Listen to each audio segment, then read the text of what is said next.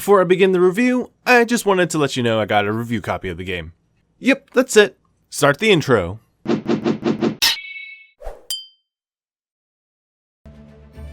Felseal Arbiter's Mark is a tactical role-playing game created by a two-person indie studio by the name of Six Eyes Studio and published by 1C Entertainment.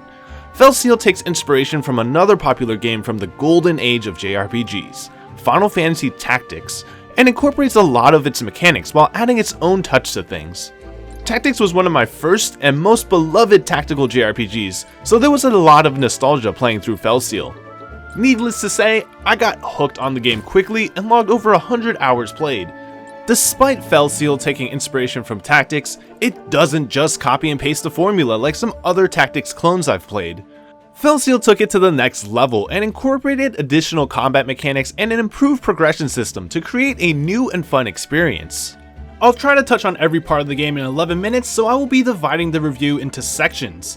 I'll begin with the gameplay, then talk about the story, the characters we meet, and then we'll end with the art and music. So starting with gameplay, there is a lot I want to talk about in terms of the combat and progression system, but let's start with the combat gameplay first because that's the reason I sunk so much time into Felseal. Combat takes place on a tactical grid with 4 facing directions. Each unit gets a turn and the turn order is determined by their speed stat. During their turn, units can perform a move action and one regular action like attack, using items, or casting spells. Attacks can be performed from the front, side, or back, with units dealing bonus damage from the side and back. Unfortunately, there are no accuracy bonuses, which I didn't like, but it wasn't a big deal to adjust to. So these are typical combat mechanics found in tactical RPGs, but like I said before, there's so much more that's been added and changed to add a different touch to such a classic combat system. For instance, the environment can be taken advantage of. Units who can't swim can be drowned if pushed in water, or damage can be increased by pushing units into walls, off cliffs, or into other units which would hurt both of them. There is no shortage of grief that I can cause my opponents by using the environment to my advantage. Of course, this also applies to the enemies too, so I had to be mindful of that. A couple of systems common in RPGs also work a bit differently in Felseal. One example is mana usage. Mana would recover each turn instead of starting at full and being depleted as abilities were used, something I found strange at first. But as I continued to play, it began to make sense. Unlike Tactics, which had cast times, Felseal's actions are all immediate, so this was a good solution to preventing overpowered moves from being used on turn 1. Items was the other system that was different, but was also something I began to appreciate as I learned the game. Typically, items are bought at a store, and bought items can be used in combat. Felseal, on the other hand, requires items to be crafted before they can be used, and their uses are limited per battle.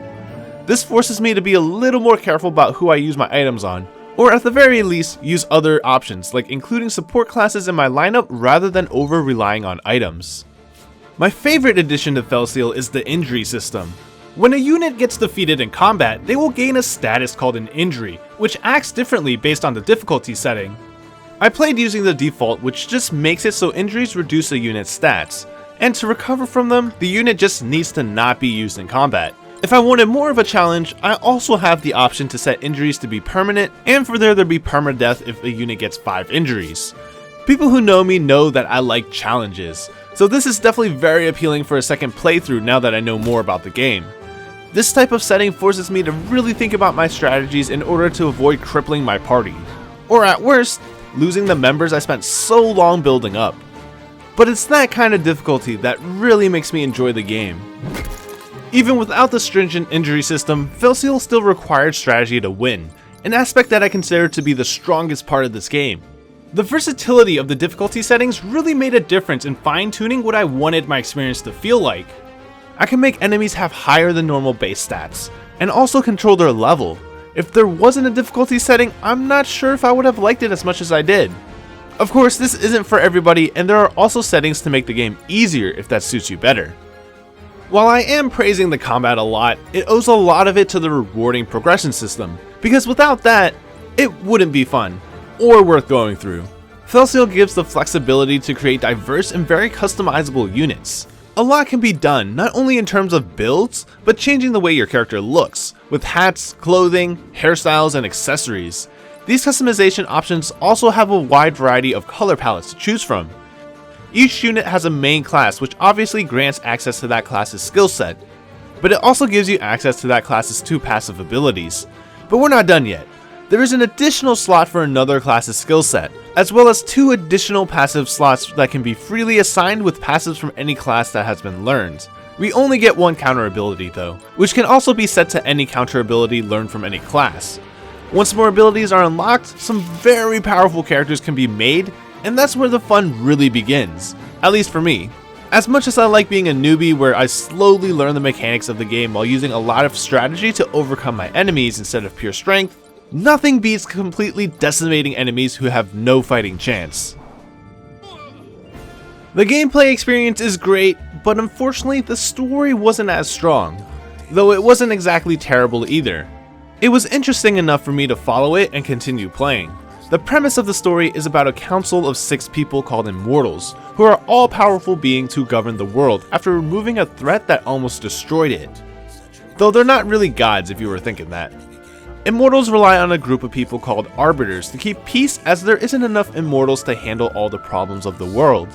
One of the Immortals needs to be replaced, and this situation sets off the catastrophic events that are to come. After almost 100%ing Felseal, there still didn't feel like enough was done to build the world and the characters. The story was a bit shallow, limited by its linear progression, and there wasn't enough character development in the sparse scenes in the game. Unlike more open games that have towns and NPCs, which lets me get a feel of the world, Felseal needed to do more since they're much more restricted in how they can tell the story. There wasn't enough time spent getting to know the characters in order for me to really get invested in them. Just briefly talking about things over a campfire and throwing names around doesn't draw me in or set the mood. That said, there were some things I appreciated with Felseal's story. The characters were more original than anything I've seen recently and don't follow any overused tropes. For instance, Kairi, our main character, is driven by her sense of justice. While she's serious most of the time, there are instances where she shows her dark humor. Reiner, another one of the main characters, is a close friend of Kairi with a light-hearted attitude who acts as the comic relief, but is not dumbed down to being an idiot like most comic relief characters. Combined with the rest of the cast members with their own unique personality, the group becomes more dynamic and interesting as they travel the world. Despite not being as developed as I would have liked, they were still likable. There were a handful of side quests in Felseal that added some extra insight to the characters, and the little bit of world building it did was engaging. These side quests don't have to be completed right away, giving a nice change of pace from the one-track progression of the main story. There's not much else to say about the story without getting into spoilers, so let's talk about the next thing that's probably on your mind: the art style. I'll be honest and say that it didn't impress me when I was looking through the Steam page to decide if I wanted to try this game or not. I find it to be best described as a modern Western take on a Japanese-style fantasy sprite.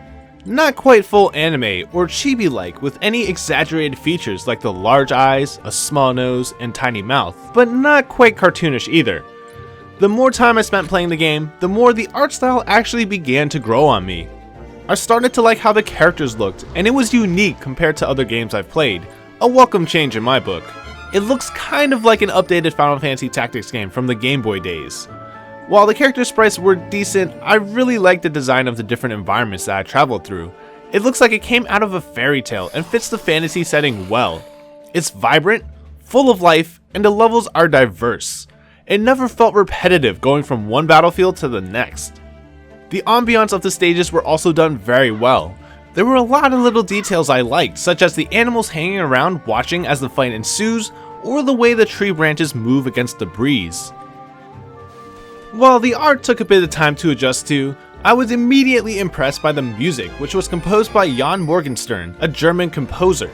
While he can't compare to the famous composers who created, in my opinion, some of the best soundtracks in video games, like Nobuo Uematsu who did Final Fantasy's soundtrack, or the guys who did Ys and Kiseki, Jan's music was actually pleasant to listen to. The title theme sounds like I'm about to start a grand adventure once I hit the start button.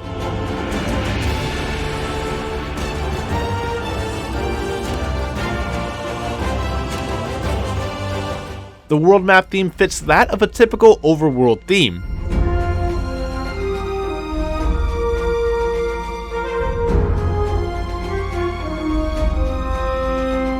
The camp theme sounds calming and fits the situation as I'm preparing my troops for battle. and the boss themes sound epic.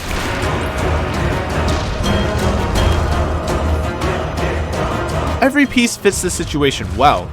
The only downside is that it isn't good enough where it can really draw out the emotions of sadness or suspense. That's all I really have to say about the music, and about the game.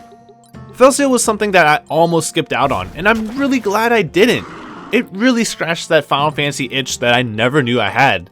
It does the gameplay so well, and I definitely did not expect to spend so much time playing it when I decided to try it out. The art and animations might be the biggest obstacle to getting into the game. It's not exactly an orthodox art style, and the animations aren't flashy, but I think there is a bit of appeal to what Felseal has to show and how it shows it. If the art style doesn't sit right with you, then it's probably better to skip the game entirely since you can't get away from that art. That said, there is a gameplay demo available, which I will link below. So if you're unsure about the art, but you are interested in the gameplay, you should definitely give it a try to see if it will change your mind. Regardless, I think it's still a game that's worth trying out for people who love Final Fantasy Tactics or tactical games in general. You might feel like skipping this game, but maybe after trying out the demo, it'll grow on you like it did with me, and you'll end up loving it.